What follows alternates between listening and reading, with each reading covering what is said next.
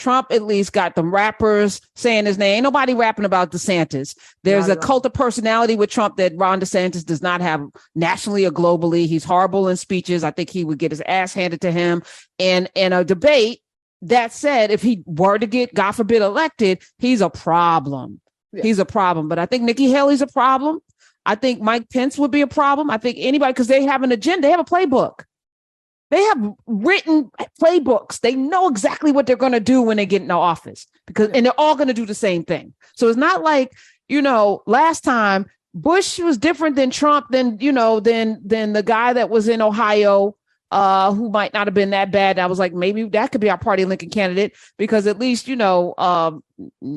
John Casey, Nina said he was all right, and she's radical to some of y'all, I was like, oh, she was like, yeah, he's reasonable. Okay. I don't think there are any reasonable candidates right now.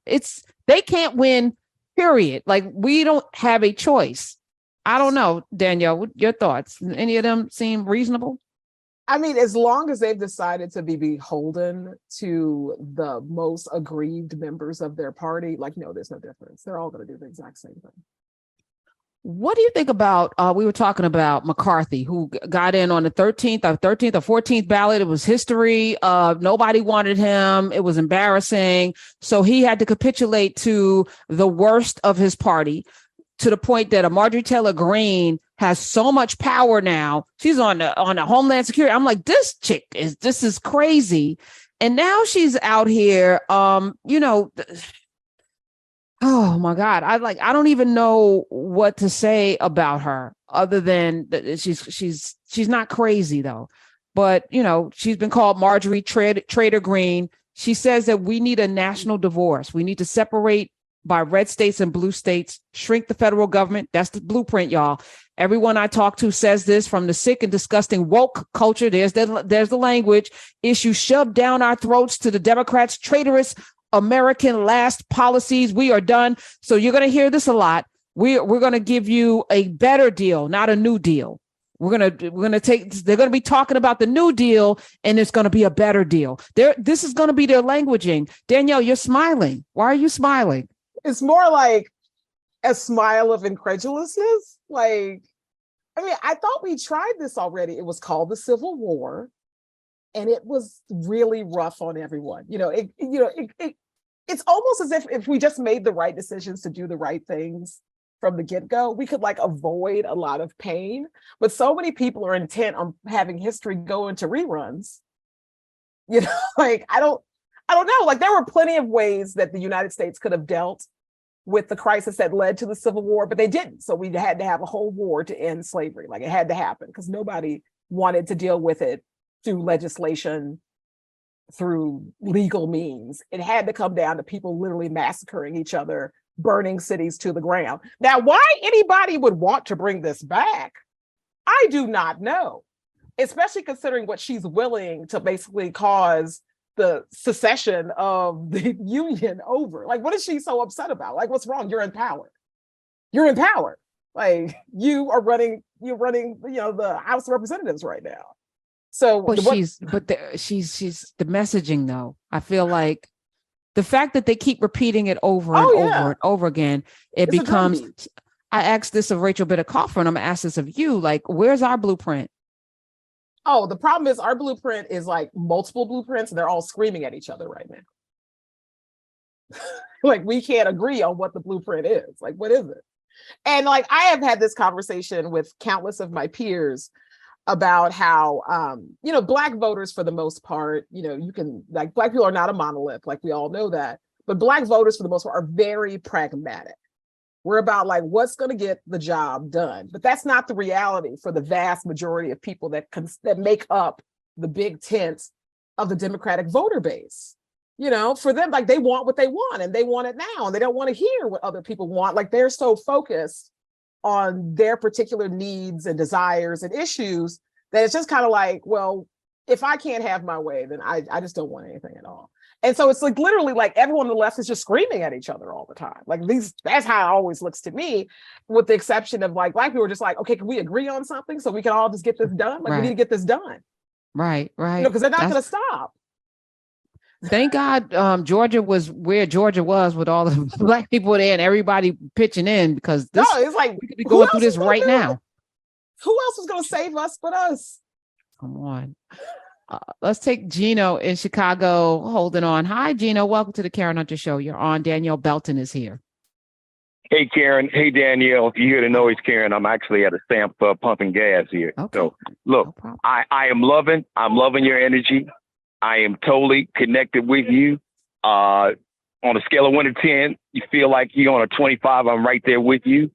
Shout out to Rachel Bittencoffer. It was really huge that you had her on. And I love the way to me, one of the things I really love about you, all jokes aside, is that, because I'm a May Taurus, we talked before. I know April Taurus is a little different, and men and women are different, but we still have a same kind of energy.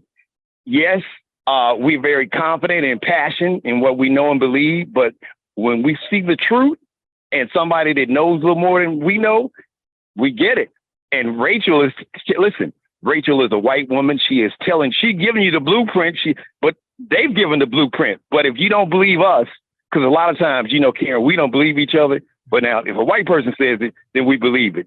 So y'all need to listen and believe Karen, but believe Rachel, because she's telling you all we are already in a fascist state. So I'm not going to take up a whole lot of your time. Okay. Just keep the energy going, my sister. We're going to keep lifting you up in prayer. Well, thank you. I'll receive all the prayers, and thank you for that. Yeah.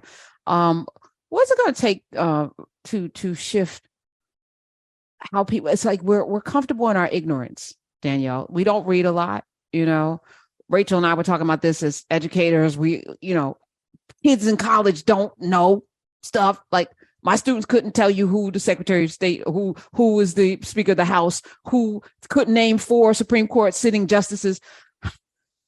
Yeah. You're in the media business. Yeah, this is it's scary. I agree.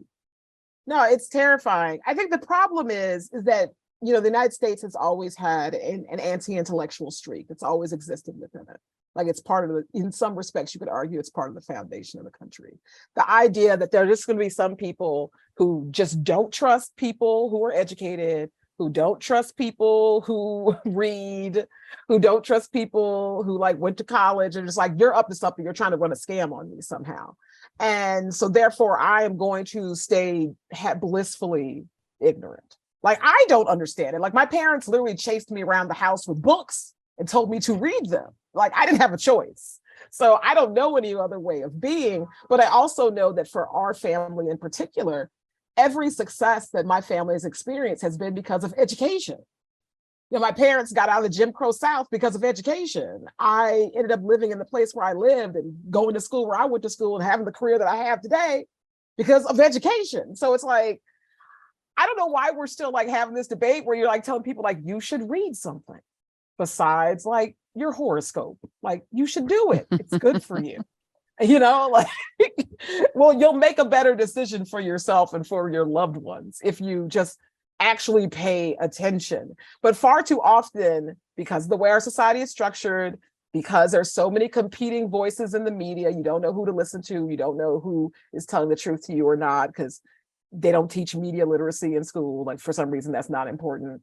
But, at the end of all of this is that people wake up when it's too late.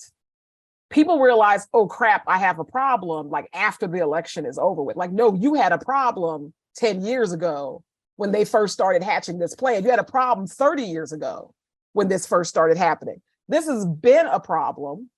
It's not new. It's always existed within the fabric of American society.